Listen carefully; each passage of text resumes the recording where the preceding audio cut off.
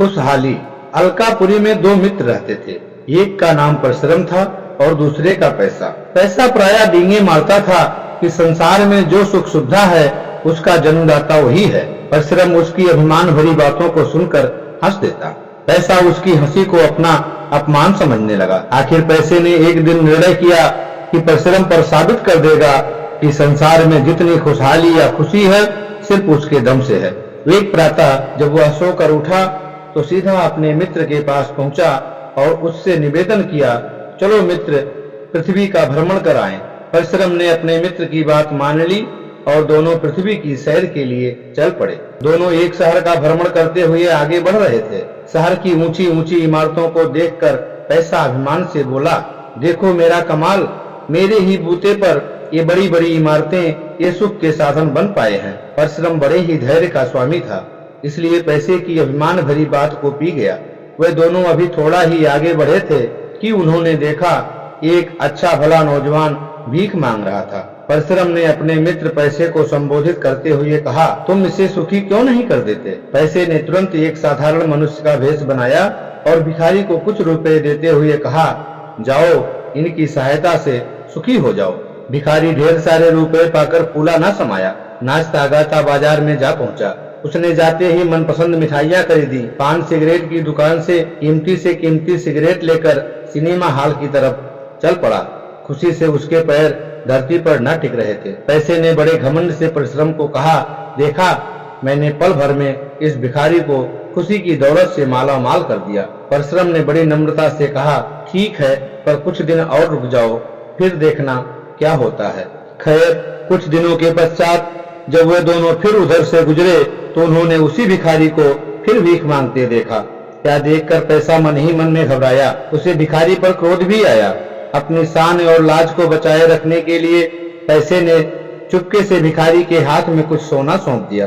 बस फिर क्या था, भिखारी को एक बार फिर पंख लग गए। हवा सी तेजी से वह अपने घर पहुंचा और शराब आदि के प्रबंध में जुट गया। पैसा मुस्कुराया और परिश्रम से राज भरी आवाज में बोला, देखी मेरी शक्ति?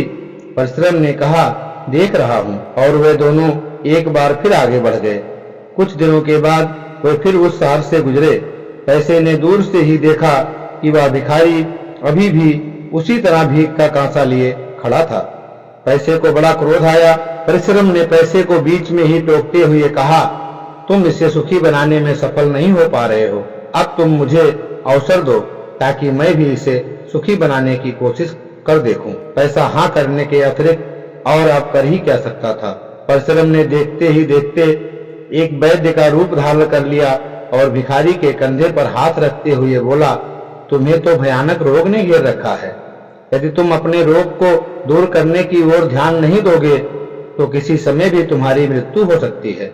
भिखारी ने घबराई हुई आवाज में कहा, मैं तो बिल्कुल ठीक हूँ। इस पर परिश्रम ने बड़े प्यार से समझाया, भाई, तुम नहीं जानते हो कि तुम्हें एक ऐसी बीमारी है जो किसी समय भी तुम्हारे अंदर विष का असर कर सकती है।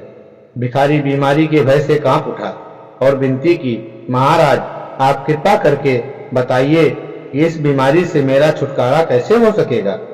वैद्य जी ने बड़ी गंभीरता से कहा, देखो, तुम्हें एक तो ताजी हवा चाहिए और दूसरा तुम्हें खुलकर पसीना आना चाहिए। मेरी बात मानो तो किसी किसान की शरण में चले जाओ, उससे उसके खेत में काम करने की प्रार्थना करो। मेरा विश्वास है खेतों में दिन भर मेहनत करने से क्या भयानक रोग तुम्हारा पीछा छोड़ जाएगा। भिखारी ने न दिन देखा न रात, मौत को समीप आया देखकर तुरंत पास वाले गांव में पहुंचा। एक किसान के खेत में खूब जान लड़ाकर मेहनत करने लगा। किसान उसकी मेहनत को देखकर बड़ा प्रसन्न हुआ। वह उसके खाने पीने का खास ध्यान रखने लगा। उस नौजवान की लगन और मेहनत ने उसका दिल जीत लिया। कुछ समय के बाद किसान ने उसे अपना साझीदार बना लिया। समय बीतता गया और एक दिन परिश्रम और पैसा दोनों दोस्त वहां पधारे। खेती लहरा रही थी, चारों ओर हरियाली ही हरियाली थी और भिखारी के चेहरे से मेहनत के फलस्वरूप तेज टपक रहा था। ये सब कुछ देखकर पैसे का सिर झुक गया और उसे मन ही मन मानना पड़ा कि खुशहाली और सुख का कारण दौलत नहीं, आदमी का शर्म है।